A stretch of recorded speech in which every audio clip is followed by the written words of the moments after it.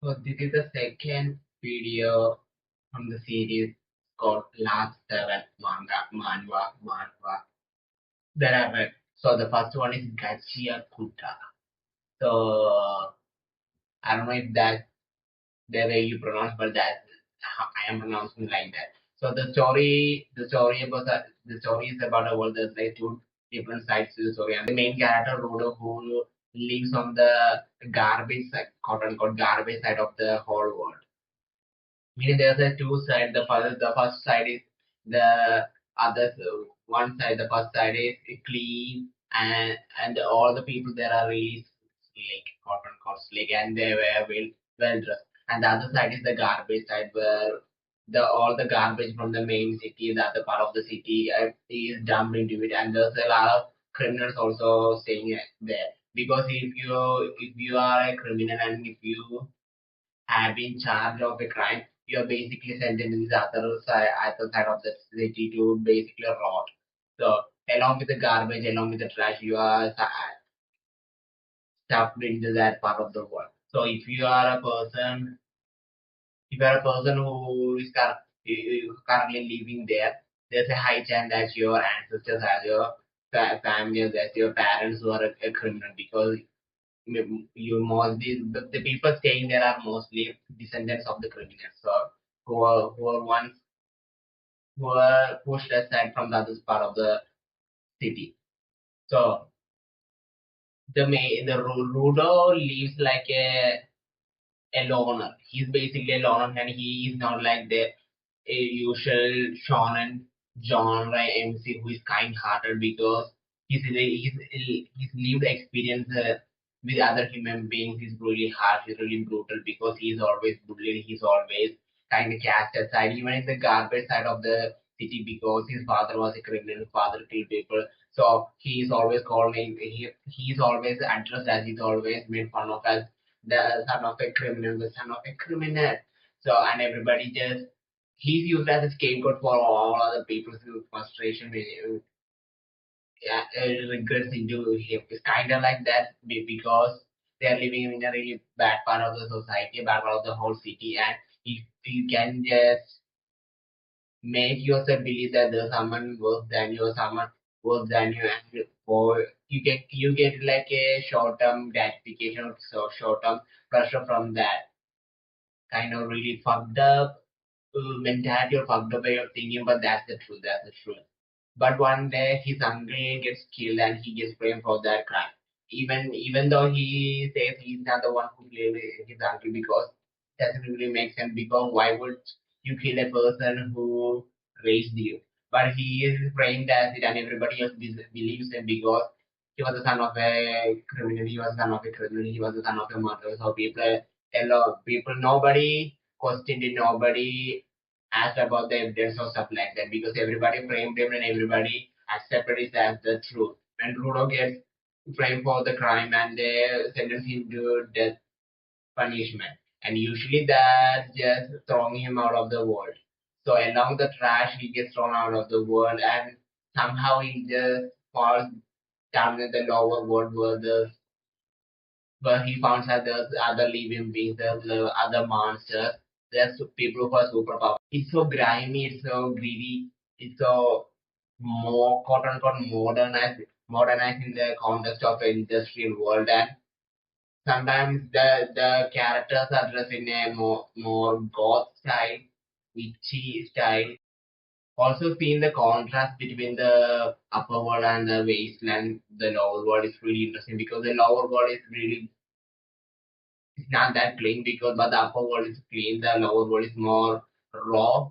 And there's an insane amount of action going on this manhwa. Its action is really fluid, it's really dynamic, it has a lot of impact, it's really stylish. There are moments in this manga where the Ruka and Rudo thinks the main character thinks that he is the cause for all the problem is happening around him, all the troubles that are happening him, all the issues that are happening around him because he was conditioned to believe that way. Even in the upper world where everybody just pointed at him and say, "Oh, you are the reason for this bad thing happening right now." So okay, in the lower world, he also believes that whenever something goes bad, he believes that it is because of him. And there's like a really emotionally cleansing part of the sequence or situation where the characters around him, the people around him says to him that you are not the reason why you are thinking like that. Do you think that's the right way to think? And he kind of have it's not in a way that they are invalidating his lived experience or his feelings, but just kind of talking through it or talking with him with care. That's really emotionally cleansing to see. But even after all this kind of good stuff, I don't really feel an emotional connection to the whole story. It's really weird because the art is really good, the world building is really good, and the pacing is really good because it's basically I can literally feel like this is manga, this is a story from the 2000s, so this is a manga from the 2000s, but with modern art, modern art to me. So it's kind of really funny because the story is really good, the story is really good, the art is really good, but I don't really feel like an emotional connection to the whole story or the whole manga. So yeah, that's really wild to me. That's really wild and really fascinating to me. So I give this one a 5 out of 10. It's not completed, it's still going on. So yeah. It took me 6 hours and 12 minutes to read where I have currently. Well, I have caught up to. So it took me 6 hours and 12 minutes to catch up to this manga. The second manga is called Kill Blue. It follows the story of the main character who is like a legendary hitman. Imagine John Wick, but in a manga, John Wick mixed with shonen manga from. So that's basically so it follows that he's a veteran, he's a legend in the hitman community, hitman space, and this is where it gets really interesting. He gets turned into a mid schooler by some experimental drug. The whole story is really bizarre and absurd because it's like a really intensely action packed manga, but with a coming of age story, but also a coming of age story. The whole manga doesn't take itself so seriously because it's really it has a really humor, really over the top humor, and a deadpan expression type of humor to it, and the whole story is really comedic in nature. Even it doesn't really take itself seriously. It's definitely aimed towards, and the mangaka is really aware of it. It's unapologetically more geared towards entertainment. The emotional part of the story, I mean, the objective part of the story, or the main overarching story is that he got turned into a middle schooler. Now he's trying to turn back into a hitman, into his older self. So the whole emotional part of the story is really interesting because the main character didn't have a really childhood, didn't have a really normal living because he was from a very really young age conditioned to be a killer, conditioned to be a hitman. So he didn't have a normal high school, he didn't have a normal middle school. So just him getting another chance at him to live a normal middle school life is really interesting and really fascinating to witness. So and how it deals with stuff as a middle schooler, but he's literally a old age man. And there's some really weird aspect to the story, which the usual. He's a middle-aged man, but he's surrounded by middle school girls. There's the usual manga. There's the usual manga thing where there's a lot of not that girls who are not of age.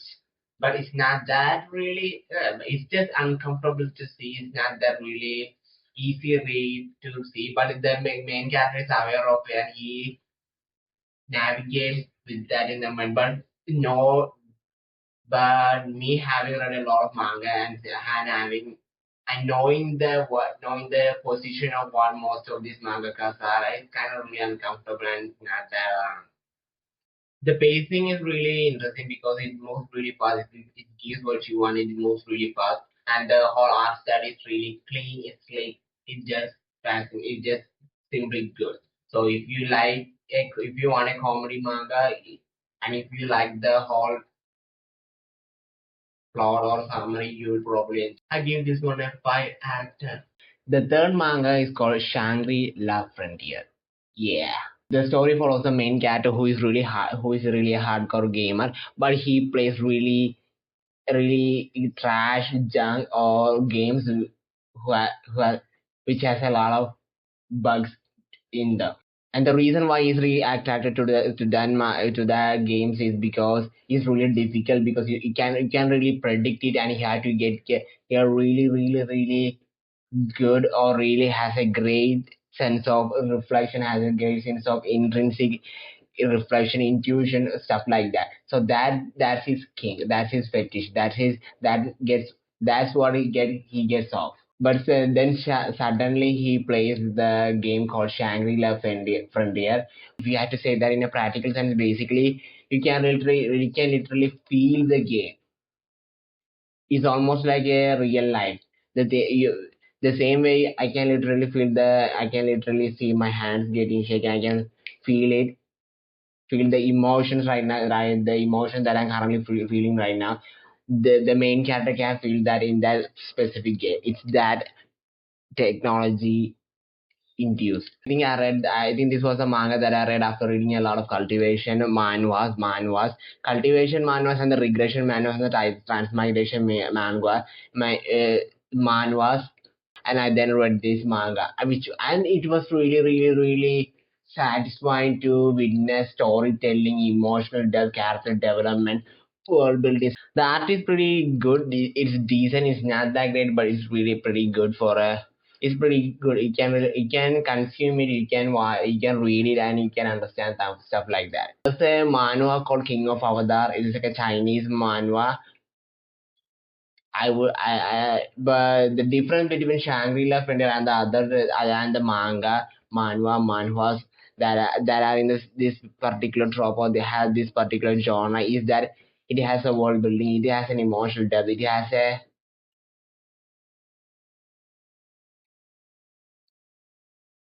storytelling aspect to it, and the writer actually cares about it. Writer actually cares about the characters and stuff like that. And the main and the characters next to the main character is not just some NPC. They literally have their own motivations, their own personalities, and it's really beautiful to see that. And I give this one a 6 out of 10. The fourth manga is called Mother Parasite, and this one is really weird. This one is really absurd. This one is really psychological. I can describe this as a psychological horror. Yeah, it's about a manga where a boy is obsessed about finding the best mother. The MC's mother is really anxious because she doesn't want to make a mistake in taking care of his child, and that's really bizarre to see. Then that's really absurd to see. And this is another boy whose mother is really overprotective, and he gets actually fed up with that. But and just to see the contrast between these two type of boys, where one's mom is really he the one wants to find the ultimate mother. The story is way more interesting than the whole plot. And the story switches up really fast, and every single page is filled with tension. That's the real part. That's the really interesting part. Every single page is filled with tension and this anxiety, and you don't and the it plays the mind games really well. That's the most bizarre. The writing is really good, and the mind games that the author plays on the viewer and the reader is really interesting. If I had to describe, I would describe it as hauntingly intensive. This tension is filled with tension. It's really intense. It's really uncomfortable to read, and you get a reaction of this visceral feeling of, oh man, what is going on right here? To just see the dynamic between a mother and a uh, child is really interesting, and it's really bizarre because you don't usually see these kind of stories in a setting of a mother and a child. That's the really interesting part. So if you want something different, something unique, something to get out of that slum manga reading slum, this one highly recommend. The art is really good, and the art is really good for the kind of tension that it gives. And if I had to give a score, I would give this an 8 out of 10. That's really interesting, and it's an uncomfortable read, but it will be a great read for people who have been in the controlling relation, where the one person who loves you to the extreme, to the point that you are not an individual anymore, because other person does every single thing for you, every single. And I'm not talking about in a transactional way. I'm talking about in a psychological way. The whole dynamic relationship dynamic controls you in a way that makes you uncomfortable, makes you not a human being anymore. The fifth manga is called Tsuyoshi. It's basically One Punch Man, but with more comedic and without the existential questions, stuff like that. It's more, it's unapologetically comedic, entertaining, it's absurd, it has a really deadpan expression. I think from all the manga that I'm talking about this in video, this one is the most comedic, entertaining, and really bizarre. The manga revolves around Tsuyoshi, who seems like a really ordinary, bland, convenience store worker, but he is not. He's really strong physically. His fighting power is as similar to as one Punch Man. The Saitama is in the he has a really intense fighting style. He has a really absurd amount of strength. The whole story revolves around the contrast between what Tsuyoshi thinks of himself. Tsuyoshi thinks of himself as a bland personality. He's a really humble, bland personality. But in reality, nobody who challenges him walks away without getting absolutely destroyed. Martial artists, gangs, armies, every single from the local gang member to the armies of the whole nation can even defeat him. That's the absurd part of this whole story. Comedic factors come from the fact that Tsuyoshi treats his absurd amount of strength as it is what it is. He doesn't brag about it. He just sees itself for what it is. It just exists to them. It exists to him. The manga never takes itself seriously, and it blends slapstick humor, over the top action, and everything in a unapologetically unapologetic way. It's really absurd, over the top, and the mangaka is aware of it. Overall, comedy comes first to this manga, and everything else is second. So if you want a comedic manga really with the MC who is really absurdly strong, but he doesn't brags about it or doesn't care about it, but not in a overpowered manhwa way, but it's in a comedic way, you can read this. This one is really interesting. I give this one a 5 out of 10. The sixth manga is called Fool Night. The world in Fool's Night is destroyed mainly because of population. There's no natural ecosystem going on right there. There's basically no sunlight. Imagine waking up and there's no sun outside. That's the reality. That's the reality of the world in Fool's Night. The people are now forced to survive under artificial conditioning, without the sun, without the whole natural ecosystem available right there. So the world is basically fucked. This one's really dark. The people living in this world sells their body, which then later gets transformed into trees, which produces oxygen. And the rest of the people lives off of that oxygen. So the main character, he's in thrill in transforming his body into a tree, but he does it for a person he actually loves, because he doesn't have any money, and he can really survive. So yeah, the people who are actually willing to sell their body doesn't do it because of some kind of moral responsibility. They do it for because of lack of money, lack of revenue, and having to live a really dog shit life. The main attraction point of this manga is the philosophical question of what is life, why are we living, and what are the ethics of a really good society. So when shit hits the fan, will people act in a really ethical way? Because imagine imagine this world right now, and imagine 100 years from now we live in a society described in this manga, where there's no sunlight, there's no sun, because all the clouds are covering the sky, and the ecosystem is brutally destroyed by the humans, and people now have a chance to transform their body into trees in which they can produce oxygen later, which will benefit the majority of the society. So what are the ethical questions for ethical answers for that? So that's the really interesting part of this whole manga, and the art is really pretty. I'm not really interested in the death of the earth type of plot because the dystopian manga is really boring to me, but this is not really boring because the whole point of the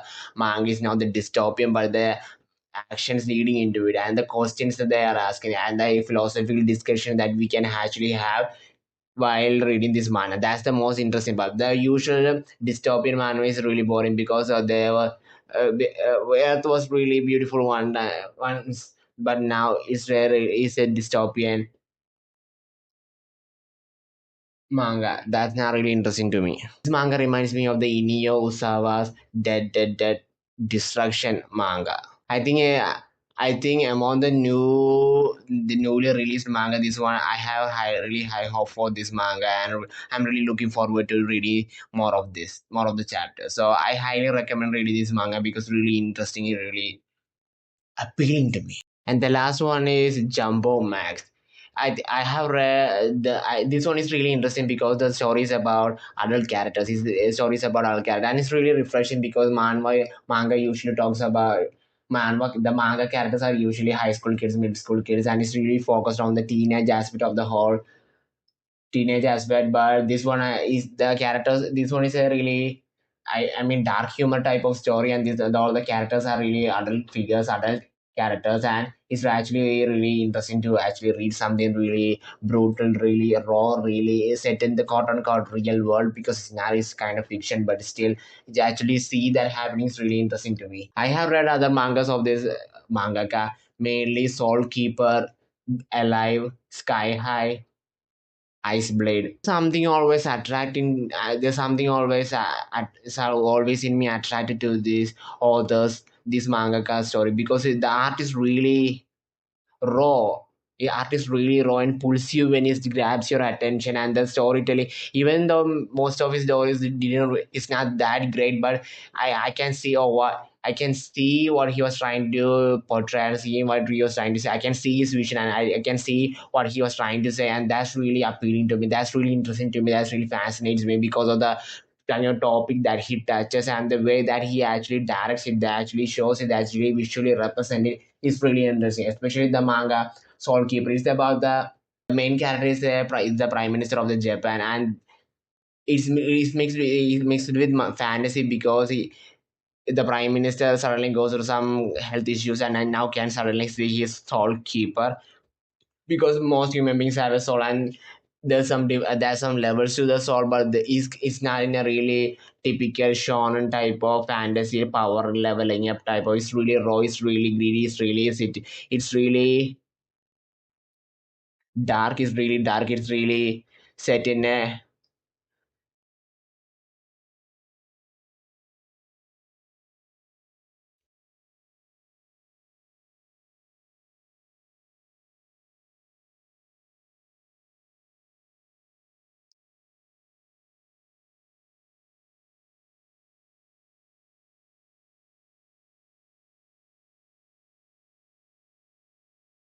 It feels really real. That's the whole point. So yeah, and this manga that I'm currently talking about, Jumbo Max, is really interesting because the main character is a ordinary guy. He runs a medical store, and he has a family. He has his wife. He has his daughter, and he lives an ordinary slice of life kind of type story. But then suddenly his wife says to him that she is pregnant, which really brings down the world for him because he has a secret that he hasn't really told anyone about it because the fact that he has erectile dysfunction. So the fact that his wife is pregnant kind of destroys the foundation of his marriage and his relationship with his wife and daughter because he has ED, he has erectile dysfunction. So he kind of tried to grapple with the situation, and then suddenly a person comes to him and says he has a medicine that can make his ED disappear. And at first he has some kind of, he didn't believe that, he didn't trust that, but after taking that medicine, he actually, his power actually is gotten, after taking the medicine, his power actually got back, and now he's trying to recreate the medicine and recreate the medicine. It's really interesting to see the pipeline coming, because it started as a slice of life kind of story, but it delves and it slowly moves into a really dark kind of style. A person who is actually making a drug which is not legal, but it's not really illegal, because he is a really good guy, he's a kind guy, and he delves into the whole drug world and the people that are surrounding around him, because people that wants the money, that wants the control, that wants the power from actually distributing this kind of drugs. So to see that really happening is really interesting. So this one is really interesting. And it's not a easy read, meaning it's not a the or mangaka doesn't make it easy for the main character. Every single character in the story, every single character he plays mind games, and there's a detective, and I would say detective is the one actually making the story more interesting, because he actually is very bland, is very direct. It doesn't speak in bluff. It doesn't have any fluff. It doesn't have any fluffy words or dialogues. Every single thing he says is really direct. It's to the point. It's really focused on getting the result. That's the main thing. And the other characters also make the main characters life really difficult in actually backstabbing him, combating with him, trying to take the profit for themselves and stuff like that. So if you want something that's really intense and really plays a lot of mind game, this one is definitely a manga you should check out. So yeah, that's it for today's video. I love you.